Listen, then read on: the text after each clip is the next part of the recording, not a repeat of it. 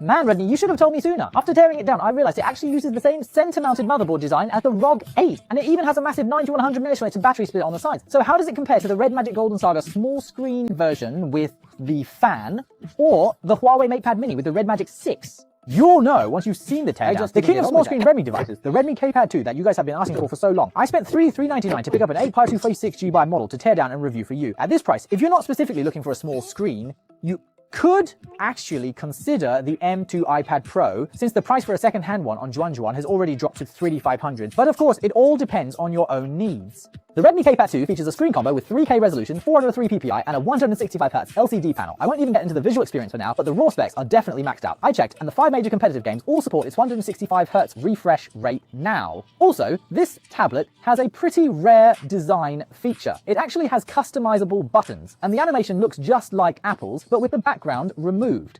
I've checked the thermal imaging of the tablet's heat dissipation. As you can see from the image, the heat is concentrated right in the center. The sides, where you'd normally hold it while gaming, aren't nearly as hot. This is quite different from typical phones that tend to heat up at the top or along the sides, which suggests that this tablet's internal design is definitely unique. Okay, so what about the internal components of this little tablet? Is it worth the price tag of around 3,500 yuan?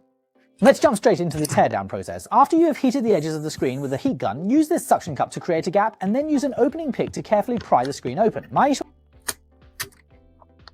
Once we open it up, there's a lot going on behind the screen. Look at this massive VC liquid cooling plate attached directly to the back. Compared to the Red Magic Golden Saga we tore down earlier, the difference is quite significant. The reason for such a large cooling system is that this LCD screen generates more heat than a standard OLED. Because of how it works, the LCD's backlight layer has to stay lit constantly, which is why it generates heat.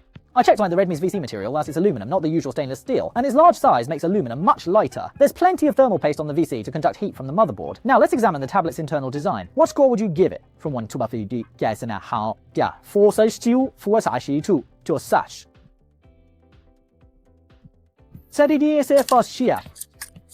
Let's remove the motherboard. Overall, it uses a centrally located single-layer motherboard design. We've seen this design in 3 other devices before: the Lenovo Legion Y90, the ROG Phone, and the iPad Pro. All 3 of these offer top-tier gaming performance. The Redmi K-Pad 2's performance trio consists of the Dimensity 9550, LPDDR5X, and UFS 4.1.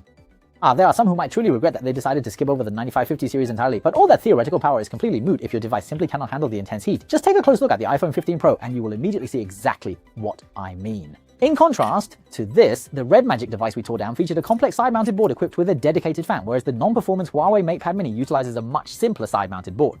So, which of these 2 designs do you actually prefer?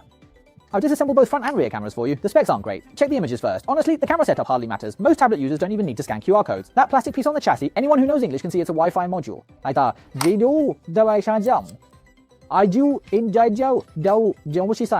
inject. It supports Wi-Fi 7, which is actually a high-end spec.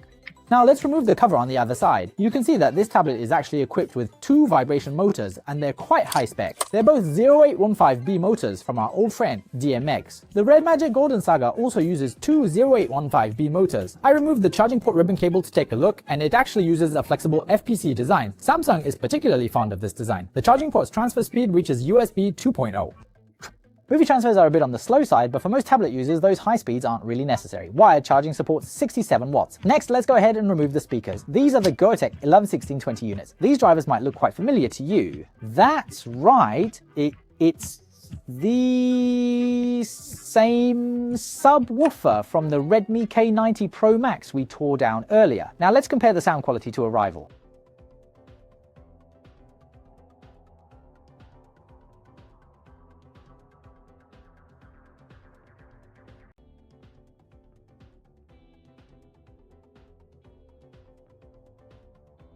After hearing all that, well, who do you think is more powerful? Honestly, the iPad is still the powerhouse here. You don't even need the Quad Speaker Pro. The Air is already that impressive. If you're looking to pick one up second-hand, devices on Juan go through multiple rounds of official quality checks, so the quality is guaranteed. Finally, let's take a look at the battery. It's split into 2 cells with capacities of 4575 and 4525 mAh respectively, bringing the total to 9100 mAh, which is currently the largest among small tablets. Actually, many phones these days have 8,000 or 10,000 mAh batteries, so why haven't tablet capacities caught up yet? Any experts in the chat who can explain? The battery manufacturer is Sunwater Electronic Co. Ltd from Zhejiang, which is also one of Apple's battery suppliers. Finally, some die-hard fans might ask, why didn't you include the iPad Mini 7 in the comparison? Well, all I can say is, Apple may be at 120Hz high refresh rate screen before you try to compete.